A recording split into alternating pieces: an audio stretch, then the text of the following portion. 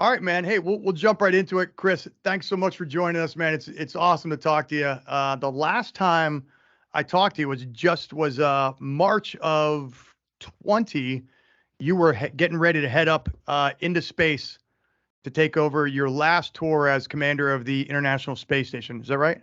Yeah, that's right. Exactly. I launched at the first week of April and was there for the better part of 2020. And yeah, so I got to ask, like right out of the gate, you're getting ready to go. It's like March of 2020. All of a sudden, the world, the bottom of the world drops out. Crazy pandemic. You take off. I mean, literally, when we talk about quarantine, you couldn't be any more quarantined or isolated from all the nonsense except circling above the Earth like hundreds of miles in space. Was it weird being up there and like talking to your wife and being like, she's like, it's the craziest thing down here. Yeah. You're trying to get your head around what's going on. Well, so it's interesting. You know, we always go into quarantine on the ground 2 weeks before launch. And so I knew 4 years ago that I was going to be in quarantine in March of 2020. I just didn't know you and all the listeners were going to join me there. But then so I left Houston, a normal United Airlines flight in the beginning of February. Okay. And so it was just a normal flight to Russia, normal through customs, you know, just business as usual. And we were there a couple weeks when everything started. You started to hear about some virus, and then pretty soon it was evident that there was going to be no people able to travel to Russia, to Kazakhstan to watch the launch, including my friends and immediate family, and the management on the NASA side. So that was the first part of the weirdness, you know, just like on launch day, it was us as crew members, the bus driver to get us to the pad, and like a couple technicians inside the rocket, when normally it's like people everywhere. And then on the space side was it was surreal. And then on the space side, what you're asking about, normally, so NASA has this really robust psychological support for the poor astronauts that are on the space station. You know, we have there's just lots of support. This time, it felt like we, as the crew members, were the psychological support for the people on the ground. It was really, really interesting.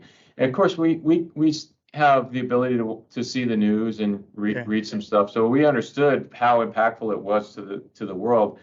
And it was really interesting to be up there during that time frame. Now, that was your third trip up to the space station, My third right? mission, yeah. Yeah, it must have been surreal. I remember watching it was an Orioles game, and they had it televised, and some guy hit some dinger out into the stands. Absolute silence. This was during the quarantine when baseball was still playing in the stadiums, but they wouldn't allow any fans in. And this guy hits his home run out in the Orioles game. Absolute silence. It was absolutely surreal. Just the weirdest thing to hear. Not even a single clap or like a rah. It must have been weird, like going to the launch and there's nobody to kiss you and see you off, and there's no crowd out there that you're waving to. You're just literally getting on a spaceship. Off I go. See you in a couple of months. It was really weird, and having had previous missions, so I knew what the norm was. Yeah. And then to have this, where one of my cosmonaut crewmates, it was his first mission, so he didn't know any better that this was totally weird to not have anybody at the launch site. Yeah, when he goes up the next time, he's gonna be like, "Wait a minute, people come to this thing?" Yeah, what do people think? People care about this? It's crazy. Was it? I know you did. I think I read online you did 17 hours. Is that right? Of spacewalks. I've done 10 of them total. It's like 55 or 56 hours of spacewalks. Yeah. So I was telling my kids that I was going to talk to you today, and they were, they had all kinds of questions, and it kind of dawned on me, like just the word that keeps coming to mind is surreal, because you're one of a very, very small number of people in the history of human history that have left the atmosphere and have gone into space, not only just into space, but then left the security of whatever module or whatever vessel you're in to go out on the outside. Was it like what's going, I mean, obviously you're all business, you spend all the time in the teams, you know how to focus and buckle down and focus on the mission. But when you're stepping outside for the first time the first time you're going to do a spacewalk outside of the International Space Station, is it surreal? Are you like terrified? Is it surreal? Is it like, what's going through your mind? Well, you've opened the hangar door in a dry deck shelter and peeked outside of a submarine, and the first time you do it, it's daytime and you're in a nice Puerto Rico or something, and then eventually you do that where it's pitch dark, you're in the middle of the ocean, but with repetitive training, that experience on the back of a submarine, it becomes a little less intimidating, but you still appreciate that the submarine is going through the water column. If you come off of it, you may disappear. In training, there's safety boats at the top, but it's a little similar, but ratchet that up on a spacewalk. You're going around the world every 90 minutes. So 45 of those minutes you're in the bright sunlight, 45 of those minutes you're in the pitch dark. A lot of first-time astronauts don't appreciate how scary the nighttime side of spacewalking is, because it really is. It can be scary. Your headlight illuminates just a little patch. We do have a safety tether, like a rock climber has a line that they're fixed to, the climbing rope. You just see your safety tether disappear into the blackness. You don't know where it's hooked to. It can really get your attention. But as with everything with high risk, repetitive training is so valuable, and muscle memory brings kind of comfort with what you do, and from your time in the teams that you just get comfortable with your gear, you get comfortable with your environment, and that brings down the level of anxiety a little bit. And so it's more noticeable on your first spacewalk and maybe early on your second spacewalk, just kind of that, whoa, I'm really out here. But I'll tell you, even on my 10th one, the moment you open the hatch and you see Earth below you, it still makes your heart beat, like, holy crap, I am really out here on the outside of the space station. We're going 17,500 miles an hour, and I'm 250 miles above the surface of the Earth, and I'm holding on with one hand, I was going to say, I knew you were moving at tens of thousands of miles an hour. Again, you've done 55 hours. I imagine at some point, and NASA, I think, does a really good job of conditioning you to inoculate yourself to that kind of stress, right? So the first time you do it, you're like, I haven't been here, but I've been here. I've been in a very close training environment, right? But I got to imagine, man, I don't know, I've never done it, obviously, but like the awesomeness or the gravity of what mankind has been able to do. And I don't mean to get too philosophical about it, but just the fact that you are freaking walking, as you said, 250 miles above Earth, 17,000+ miles an hour around space every 90 minutes. It gets dark and then gets light. And you're one of only a small band of merry misfits that actually got a chance to do this. It's got to be, I don't know how to describe it other than just like awe-inspiring. Are you proverbially pinching yourself when you get up there and when you're doing that kind of thing? Yeah, and there's sometimes like you alluded at one point, you're a business, right? Like you're out there on a spacewalk. It's very specific set of tasks that you have to do. So you quickly get into this task-oriented mode that you don't want to fall behind. You're trying to stay on this timeline, and if you know that each job is allotted a certain number of minutes, and you want to get those done. So you have this mindset of just grind. But every now and then, the mission control guys will call up. Maybe they need some time to assess some technical information, or they're about to activate power to something. They need you to stand off for a minute. Those brief moments of 2 to 3 to 4 minutes of nothing is when it hits me. I remember in one of those moments where I was waiting for a go from mission control, and I'm holding on, and I'm watching the ground go between my feet, and I just thought, wow, how lucky am I to have this view? There's only been, I don't know what the number was. On my first mission, I was the 500th person in space. We're probably up to about 600 650 people that have been to space now. And, that's not very many in the big scheme of things. And we're all so fortunate to have that view. And it just kind of slaps you in the face like, you're a damn lucky dude, man.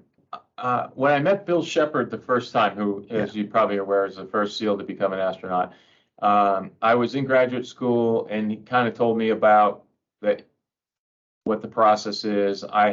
So the first time I applied, I hadn't become an astronaut. I mean, I didn't become an astronaut. I didn't have a grad degree. 9/11 hadn't provided the experience in combat for me yet. And so 4 years later, in 2004, I was a much more well-rounded applicant, and I felt like I actually had a chance. And so I'm in the interview. An interview week is 20 people. It's the whole week. It's a bunch of medical stuff, but also your group of 20. You're doing testing and evaluating and different things. Some hands-on, some with computer tests, some with written tests, some real interviews. So you're put in all these different situations. And then that year there were 6 weeks of 20 people. So I remember coming home from that week and telling my wife, like, well, you don't have to worry about looking for houses in Houston, Texas, because let me just tell you, any one of those 19 others in my week were amazing. And that's only one of the weeks. And so I don't know how they're going to pick, but it won't be me. And so when I did get the phone call that said, hey, Chris, would you like to come work here? You're like, did you call the right Chris? Were you trying to call a different Chris? Yeah, you call him the right Chris, exactly. I'm going to use that line. But then when I showed up and I'm in the office, just like any other organization, NASA has Monday morning meetings, and the astronaut office has a Monday morning meeting. And so my first Monday morning meeting we attended as a new class.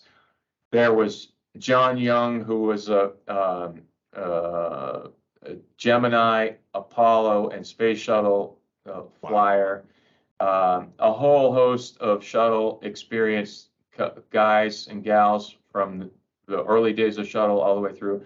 So there was a lot of astronaut kind of wow factor in there. And I'm sitting there in that first meeting going, exactly to your point, what the hell am I doing here? Like, how am I in this group? And I don't even know the lingo that they're talking, because there's a bunch of acronyms and they're throwing all these things. And I didn't even understand what they were talking about, but it blew me away that I was now part of that. And then every other year we have an astronaut reunion, and that year our class got selected, and we showed up in July. In October, November was the astronaut reunion, and so there I am in the astronaut reunion with the Apollo guys. Wow, all of them, and it just was like, wow, this is unbelievable. I can't even get it through my head that I'm part of this group. Yeah, right. It's cool to meet them, especially when you're in the program, but it must be weird to be like, I'm one of your peers now. That's the surreal piece to it, right? Mm-hmm. You bring up something. We do a lot of, most of the podcast is focused on leadership and struggle and overcoming adversity.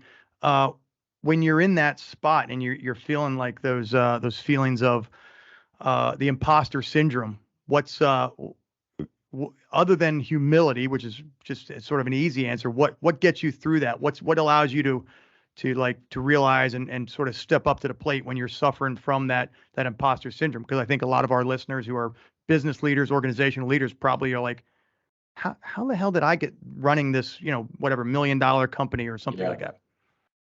For me, I can only speak from my own experiences, but what I've come to realize with this exact topic is that every step of the way along our personal and professional lives, mostly professional, because that's kind of what we're talking about, you gain and garner new experiences, add another arrow to your quiver, and you become, those experiences equip you to be successful in the thing that you're entering. When I was plebe at the Naval Academy, slobbering on my leadership exam because I thought it was boring and I was tired, I was not ready to be a SEAL platoon commander, but I did time at the Naval Academy. I went through SEAL training, buds like you. I had an awesome platoon chief when I was an ensign, and all of those things made me ready to be a SEAL platoon commander when I was. And then after that, you're ready to be the next level. And then when I went to NASA, when I was a brand new flyer, I was not ready to be the commander of the International Space Station. But a decade later, 15 years later, and two other space flights, I was completely equipped to be it.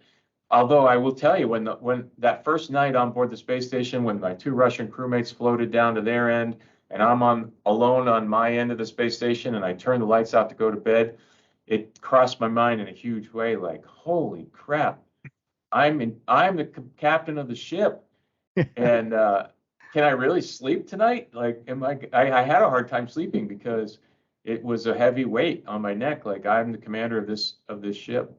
Yeah, you were ready to go to bed, and you're like, I guess I should tell the boss that we're done for the day. And then you're like, holy shit, that's me. Holy shit, that's me, right? What is it about that platoon chief that prepared you as a leader, a guy underneath you who prepared you to be a better leader? That's kind of a loaded question, but anything stand out in your mind from what he did to groom you to be ready to lead at the next level? Yeah, and again, to set the stage for the listeners, there is a platoon commander, and then as a really brand new officer, an ensign in my case, yeah, you're an assistant to that more senior officer, and then the platoon chief is there to kind of help and guide the platoon commander, but also mentor everybody else, including the brand new ensign. And I just was so impressed with his masterful ability to lead and be led, and kind of be led but lead the leader. And then on a side, he would be very, I don't know, discreet's not the right word, but he would just take time to pull me aside and say, hey, this is something you want to look out for, like, this is a training evolution, but, blah, blah, blah. I can't think of an example right now, but really, really helpful in giving me guidance when, in aviation terms, when it was 0 knots and 0 altitude, so that those lessons kind of stick in. And he was, what I respected so much is he understood that his job was to do that for me, but also I was part of the command structure, even though I was a brand new guy. Yeah. And I think that this is applicable in civilian lives too. Like, what comes to my mind is in a lab, you might have an engineer that's the college grad, but they're 23 years old, 25 years old, and you got the technician that didn't go to college, but they've been a technician in the labs or out in the field for 25 years, and a tremendous amount of experience there, tremendous amount of corporate or industry knowledge, but by structure in the hierarchy of the company, the engineer might be the person's boss. And it's exact same analogy as what we have in the teams with new officers. You came in right around the time I did in the mid 90s. You did 2 deployments pre 9/11, is that right?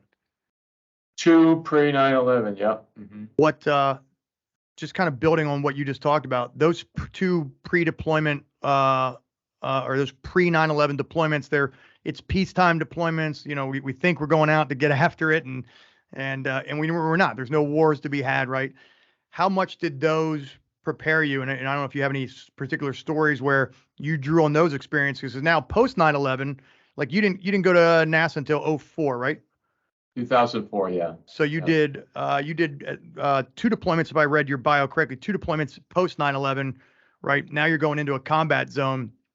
How much did that peacetime preparation prepare you for what ultimately we'd been training for all along? Yeah. And I'm curious your thoughts on this too, John. What I noticed in peacetime deployments, it was easy to fall into this trap of, well, we're training, but it's not real. Yeah. And you really had to be mentally disciplined to make sure that every training evolution you did, you had the mindset of this could be real. And when I was on combat deployments, I was very thankful for, and again, this is back to the mentorship and the guidance of those really awesome platoon chiefs that I had in LPOs, you know, other guys that were more experienced when I was a new guy. Those people always say and hammer it home every training evolution, pretend like there's no dive suit boat there. Pretend like that there is no range safety officer here. Treat your gear as if your life depends on it. And those lessons are so fundamental, and that it became much easier to be in a combat deployment because of that preparation and that foundational belief structure early on. And that actually helped me at NASA too. When you're training in a pool in Houston, Texas, if you don't have that mindset, you can think, I'm scuba diving in a pool. Yeah. But you're doing in that pool because you can't go to space to train for space. So you've got to think about you're in that pool, but imagine the water's not there and the earth is below you. And if you screw up, your tool is going to float away and you're never going to see it again. So a lot of real quality, fundamental baseline mindset for me happened in the teams. You know, that is a tough thing, and I don't know that I have a good answer other than experience taught me how to avoid that complacency. And I mean, I'm just as guilty as other guys. We would be, when I was at SDVs, for our listeners, that's the SEAL delivery vehicle. It's the miniature submarine we use in the SEAL teams.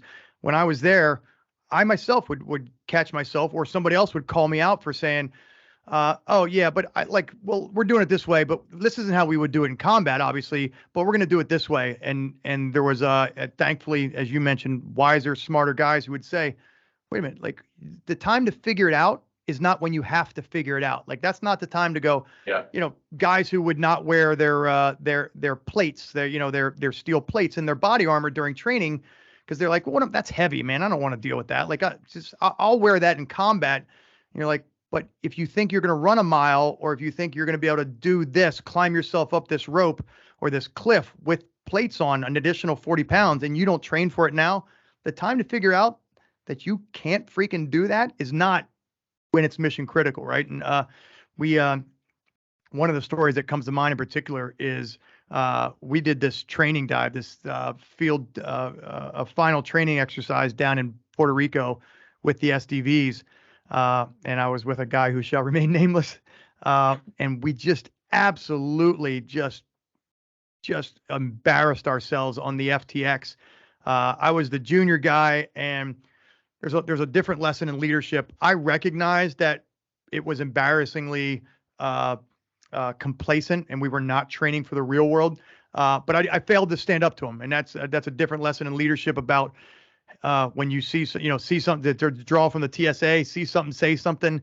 And I did one of those. I took the easy road out and said, well, the buck's gonna stop with him, and he's gonna be responsible for it. And it's not my fault if it doesn't go right. When again, violation of the very tenets of what make the SEAL teams, or what makes the SEAL teams good. But we trained on this, and we were in very clear water in Puerto Rico at night. We pulled the SDV right up to this this pier where the alleged sentries were sitting there, and they could totally see us. We're in like 10 feet of water. They could see right down on us. And we're pretending as if like, oh, but if this was murky water, oh, if this was a different time of day, oh, if this was a different depth of water. And we got back, and Bob Stremmel read us the riot act on the failure to treat it as if it's like you're really training for combat, and the failure to be innovative and creative. And you were not problem solving. You could have gotten that mission accomplished by getting creative and using a lot harder ways to get it done. But instead you took the easy road out because you thought, it's just training. It's not the real world. And that one has stuck with me since. Yeah. Yeah. Great lesson. I think there's lessons there and listeners might be saying, well, yeah, but I'm not training for life or death. I'm not doing a spacewalk, or I'm not training for combat. But I think, even as you're thinking about doing rehearsals, like you're doing your presentation to close this deal, or whatever our listeners who are organizational leaders might be listening. They go, yeah, but if you're going to do your pitch, rehearsal, don't go, oh, well, I'll address that later, or I'll fix that PowerPoint, if I was in the real pitch, I would do this. And I think we know that from the teams. No, you're going to treat it as if it's the real combat scenario now, because the time to figure it out is not when you have to figure it out. Mm-hmm. Mm-hmm. Now you're shifting gears a little bit. You retired in 21, right? You came back from that last summer, yeah. Right on. And that gave you in the Navy total 25 years? 28. And I actually stayed active duty Navy the whole time I was at NASA. So my paycheck came from the Navy. I had to do annual performance reports, fitness reports, and all of that stuff. So the 11 years in the team, 17 years at NASA, but all of it under the umbrella of a Navy active duty Navy guy. So I retired from the Navy. I had the opportunity, or option, I guess is a better word, to transition to a government civilian and remain as an astronaut, basically do the same job with a different source of my paycheck. But I decided I had 3 great missions. I loved every bit of my time at NASA, but time to hand it over to the next generation, let Johnny Kim and his cohorts fly the next missions, and then move on and try something else. Is that was it just time, or is that part of your leadership ethos that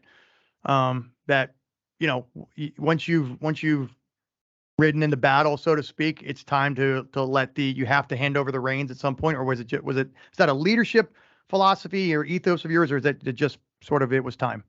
It was kind of a combination of a bunch of factors. I had been fortunate to have been the chief astronaut from 2015 to 17.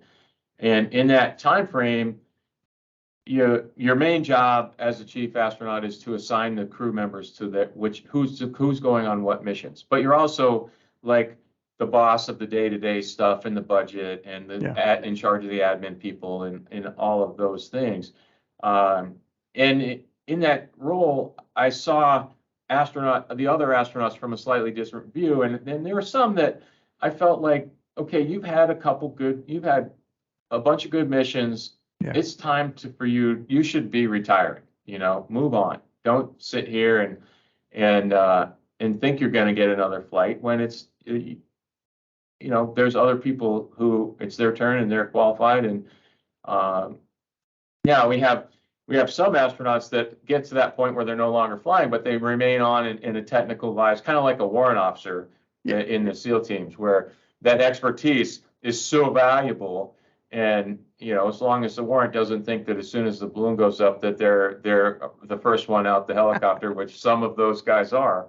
But you know what I'm saying. So when it came time for me, I flew my last mission. I really put some thought into it. Do I want to stick around and help? I just felt like the opportunity to. I think it's good to be a new guy every now and then too. And I felt like it was time to be a new guy again in whatever chosen thing that was going to be. And I explored different options. Ultimately, I ended up working in the nonprofit at the Medal of Honor Museum, and that's been healthy to learn the business side of things, learn on what nonprofits do, learn, how the psychology of fundraising and all these things I had never thought about before. It's been really interesting to learn new stuff. When you the lesson, can I recapture that lesson? Get out before you're the guy who everybody goes, hey, when's that guy just going to retire? Exactly. Perfect. Did I capture that? Yeah. And have the emotional intelligence to recognize when you're that guy before you become that guy. Amen. Yeah, before everybody's going, why is that guy still here? Yeah. Who writes your fit reps or your evaluations, your performance evaluations when you're an astronaut? And what does it say? Does it say fuck you, I'm an astronaut? Like what? No, you still write. You figure out some stuff to write in there, but they're generally less impressive than like I was a 06 in the Navy, and I led no people. Aside from when I was a chief astronaut, I led no people. I had no budget. I was not in charge of XYZ equipment. Kind of really boring fitness report. He showed up on time to class, and yeah. He made it up on his trip and back. I mean, by the way, it was the space, but yeah, did not die. Hey, so you're interested. Good segue into what you're doing now with the Medal of Honor Museum down there in Arlington, Texas.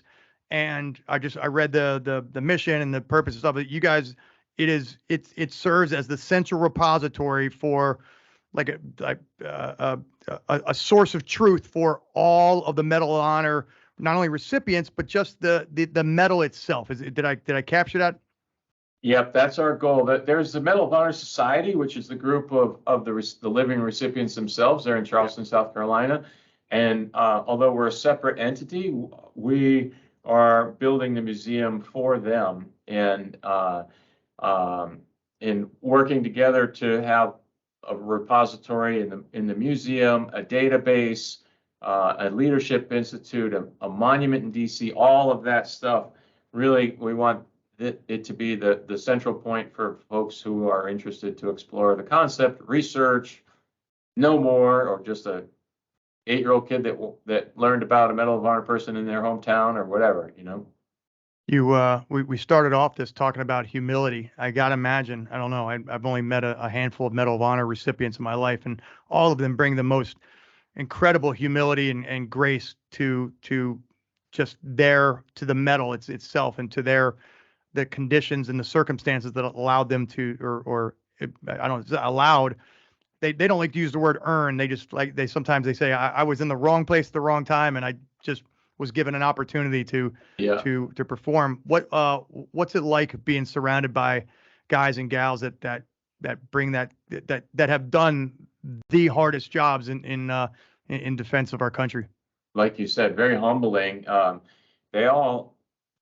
common thing I hear is it's harder to wear it than to earn it. Yeah. In other words, it's a heavy medal around your neck, even though it only is a couple ounces, but it represents so many other people, and it represents the folks that didn't live through that action, for example. And it's just, it's been one of the joys of my life to get to know on a personal level several of them and really hear their stories. I was in DC on Memorial Day, and they have a parade on Memorial Day, and the Medal of Honor Museum, we had a float. For about an hour and a half before the actual parade started, it was just me and this Vietnam era Medal of Honor recipient, Melvin Morris, just the two of us standing there with our arms on the side of the float, just talking, waiting. And it was so cool. It was just he and I. He shared so much with me, including that day in Vietnam, and what those are just really special moments. And you realize that although they are special humans, they are just humans. Yeah. And it was an incredible day in their lives, and they wear that medal now for others. It's been super special. I really enjoyed it. That's really it's really profound the way you described it, and the way they describe it, as it's a very heavy medal. It speaks to the emotional burden. I use that word lightly, but the gravity. They recognize the gravity of what it means to have earned. Again, I don't think a lot of them like to use the word earned, but have received it because of the cost that came with it. It's an interesting way to describe it, as a very heavy, because I mean, obviously they're just talking about the emotional baggage, not the actual physical weight of it itself, right? Exactly. Wow. What if you can impart some wisdom on us, and it's put you on the hot seat, but I mean, your time at the Naval Academy, and I appreciate the stories you share. 10 years in the teams, is that right? 11, yeah. 11 years in the teams, a decade and a half at NASA, now as the executive director of the Medal of Honor Museum. What are some things? I mean, you've worked in, in the civilian government, now the military, nonprofit side. What across all three of those very disparate organizations, what are some leadership lessons that have allowed you to be successful in all three of those very different environments? What I've learned is that every organization is made of people, and people are all the same, whether they're trident wearing SEALs or astronauts or 25-year-olds here working in a nonprofit. And what I've gleaned from that experience is that everybody is happy to contribute to an organization as long as they feel like they can be heard. And you've probably been there, John, where you've thought, well, we should do this, and you vocalize it, and if you feel like it was listened to, but then the decision was do something else. But as long as you understood the rationale and you felt like you were heard, you're like, okay, I'm in, I'm all in. But if you feel like you're just voicing the nothing and nobody would ever listen to you, that's when organizations kind of go sour, because they just don't feel like there's people want to hear from inside the organization. So what I've learned, and this is nothing new, it all exists in books and all kinds of people way smarter than me. But I believe that listening and listening and the ability to be a leader, leadership and followership go hand in hand. And on a spacecraft, you might be the commander of the spacecraft, but on spacewalk day, the other person's in charge, for example, or on robotic arm day, the other person's the lead. And so you have to, that's one of the keys to being an astronaut, is to be able to seamlessly flow between leadership and followership positions, and do that without attitude, without baggage in your head, and without ego.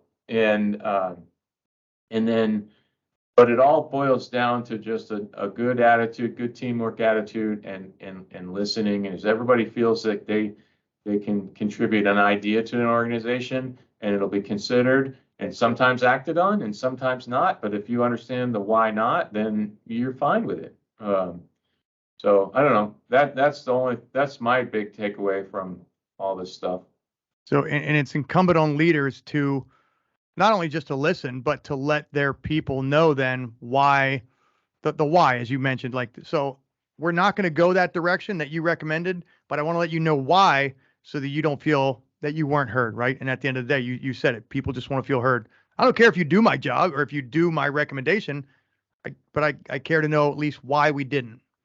Yeah, and then also the maturity of the members to understand, okay, sometimes there's time for discussion and other times there's not, and you have this accordion effect of when you can have a discussion. And if there's no time for a discussion, and you just execute, and whether it's in the combat dive or environment, or it's a board meeting and you got to decide right now because the board's all looking at you.